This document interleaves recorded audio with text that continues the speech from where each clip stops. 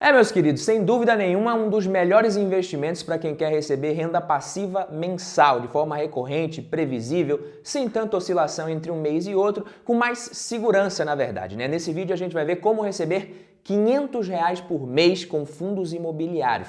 Eu vou trazer exemplos aqui de fundos imobiliários nos quais eu também invisto, como sempre, e vamos ver por quanto tempo você precisaria investir, quanto você precisaria investir por mês também, qual seria o investimento total necessário, que são coisas diferentes, apesar de parecidas, né? Para você acumular um patrimônio de X, Y ou Z investindo durante algum tempo, você não precisa aportar tudo isso, porque os juros compostos estão ao seu favor ao longo do tempo. E a explicação e a lógica são simples. Assim como quando alguém vai lá e resolve financiar um imóvel de R$ 300 mil, por exemplo, para pagar em não sei quantos anos e no final acaba pagando um valor muito maior, nos fundos imobiliários é justamente o contrário que acontece. É como se você pudesse comprar um imóvel financiado, parcelado, só que com os juros ao seu favor. Desde a primeira cota ali que você pode comprar por R$ 10, dependendo do fundo, você já começa a receber o aluguel e a se expor à valorização no preço das cotas, falando principalmente aqui dos fundos de tijolo. Ou seja,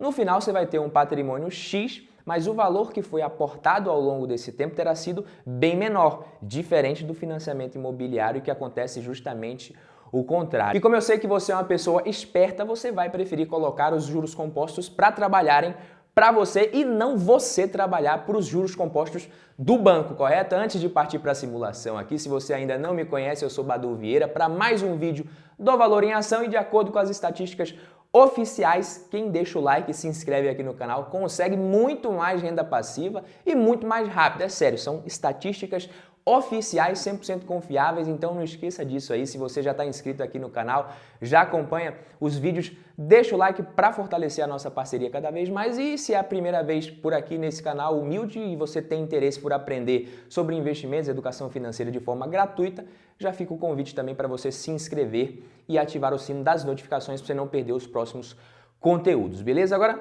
vamos aqui para o assunto, né? No exemplo de hoje aqui, eu utilizei 6 fundos imobiliários e considerei que cada um deles fosse pagar 1/6 do valor total, e que dá pouco mais de R$ 83. R$ 500 por mês dá R$ 6 mil por ano, e aí cada fundo pagaria R$ 1.000 por ano, o que equivale a esses pouco mais de R$ 83 por mês. Na simulação, eu considerei os últimos dividendos pagos por cada fundo para saber quanto que o investidor precisaria ter investido hoje para receber uma renda mensal total de R$ 500. E para quem ainda não conhece os fundos imobiliários e caiu meio de paraquedas aqui nesse vídeo, o que é um fundo de investimento imobiliário?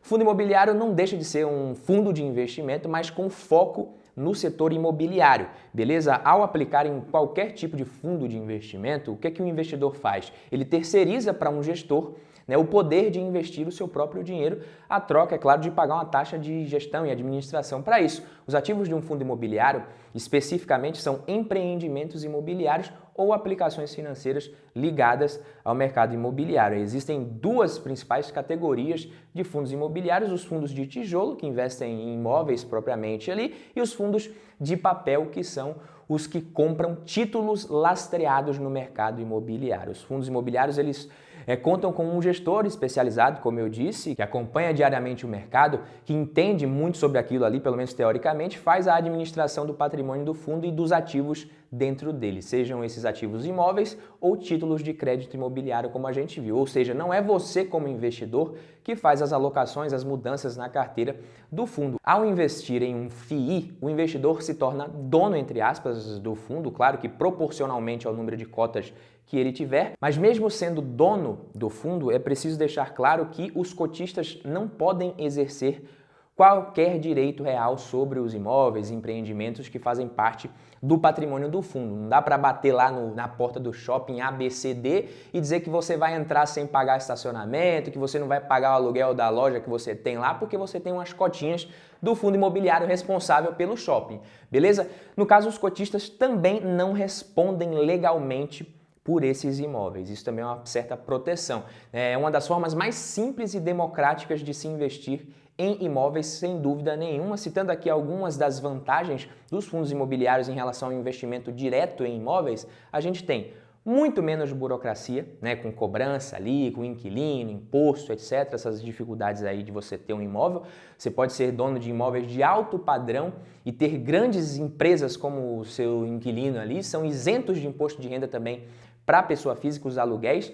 Com pouco capital, você consegue comprar cotas de diferentes fundos, sendo que num único fundo, dependendo, você já pode se expor a dezenas de imóveis em vários estados. Isso acaba facilitando a diversificação. Dá para você começar também a investir com pouco dinheiro, beleza? Você pode começar, por exemplo, com R$100 até R$10, dependendo do fundo imobiliário ali, e de imediato os dividendos eles já podem ir sendo reinvestidos, comprando novas cotas à medida que você vai recebendo. Isso aí acaba potencializando o efeito bola de neve dos dividendos, dos rendimentos. Agora, partindo logo aqui para a nossa simulação, os fundos que eu utilizei no exemplo foram BTLG11, MOL11, 116 cotas cada um, RECRE11, 49 cotas, IRDM11, 67 cotas, KNCR11, 77 cotas e HGBS11, 67 cotas. Multiplicando os preços atuais de cada uma das cotas desses fundos pela quantidade de cotas necessárias, a gente chega no patrimônio total de R$ 54.805,73 aproximadamente, o que dá um dividend yield médio de 10,94% ao ano. Lembrando que esse dividendo é isento de imposto de renda, tá? Você já pode considerar o valor líquido de impostos, né? O que você não poderia considerar seria o reajuste de 100% dessa renda pela inflação. Como no exemplo aqui a gente tem tanto fundos de papel quanto fundos de tijolo, né, o que seria considerado uma carteira interessante, na minha opinião, você ter os dois tipos, né? Mas aí o investidor precisa se atentar ao fato de que nos fundos de papel o rendimento mensal já paga o reajuste inflacionário também, junto com o rendimento. Por isso que nos fundos de papel o dividend yield costuma ser maior, né? Porque não ocorre ali o crescimento dos dividendos e a valorização também no preço das cotas ao longo do tempo, como acontece nos fundos de tijolo. Então não tem melhor nem pior aqui no caso, só que o investidor precisa ficar atento nisso para ele reinvestir esse valor referente à correção monetária dos rendimentos dos fundos de papel em novas cotas ao longo do tempo. E aí desse jeito ele vai manter o poder de compra da renda que será gerada pelo seu patrimônio no longo prazo.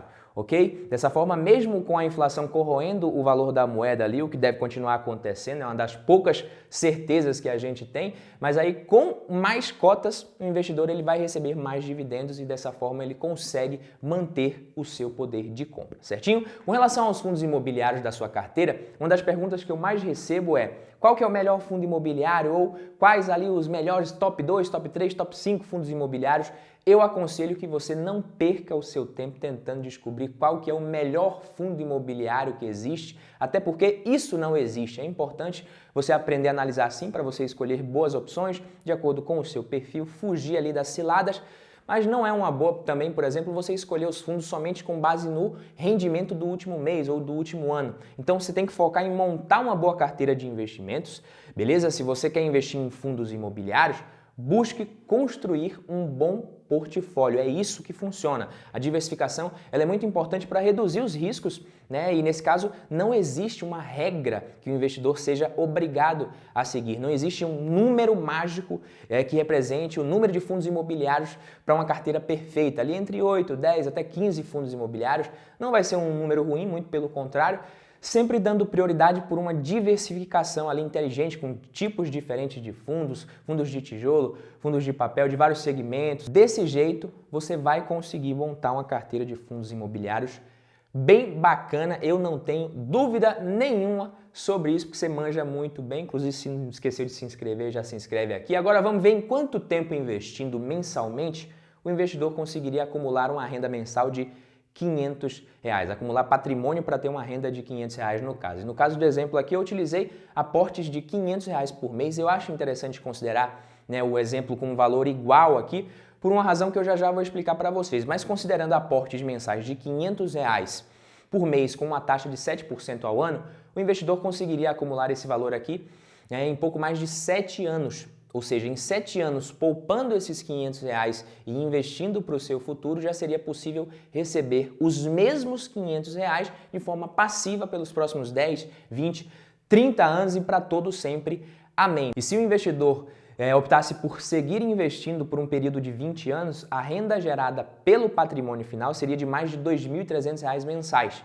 Nada mal você abrir mão ali de R$ 500 mensais da sua renda ativa, né, por um período de 20 anos, se você puder, é claro, para depois receber mais de R$ 2.300 sem precisar trabalhar. Um patrimônio ali de cerca de R$ 254 mil, que representa um valor bem maior do que a soma dos aportes, que teria sido de R$ 120 mil no período. Seria como ter financiado, entre aspas, ali um imóvel de mais de R$ 250 mil, pagando no total R$ 120 mil de forma parcelada. Fazendo aqui uma analogia para ficar mais didático, é claro que as situações não são exatamente a mesma coisa, tá? Mas para financiar um imóvel de R$ 250 mil, com certeza o proprietário terminaria o prazo de 20 anos ali tendo pago um montante bem superior. Já se eu fosse considerar, por exemplo, a taxa do Tesouro Direto, o nosso investimento mais seguro, que está pagando cerca de IPCA mais 5,67% ao ano, ou seja, supondo que o investidor acumularia a uma taxa menor em um título mais seguro como esse e depois alocaria esse patrimônio em fundos imobiliários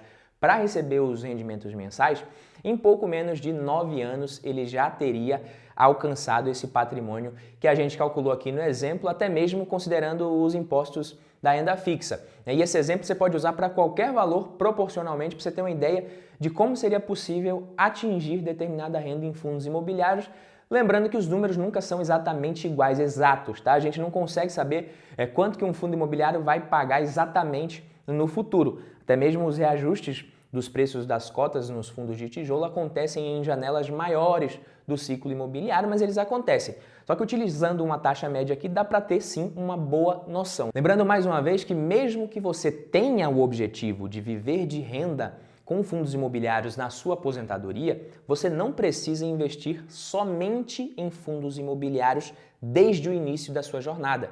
Existem diversas formas de você acumular patrimônio em diferentes classes de ativos, como ações, investimentos no exterior, renda fixa, criptomoedas, etc. Beleza? Então não fica bitolado só em fundo imobiliário. Dependendo do seu perfil, você consegue buscar uma rentabilidade inclusive maior que a dos fundos imobiliários na fase de acumulação de capital. E aí, à medida que você vai se aproximando do momento em que você vai querer usufruir da renda gerada pelo seu patrimônio, entre aspas, à medida que você vai ficando mais velho, você pode priorizar os aportes em ativos geradores de renda, como ações pagadores de dividendos, fundos imobiliários, e realocar o seu portfólio, né, focando mais nesse tipo de ativo.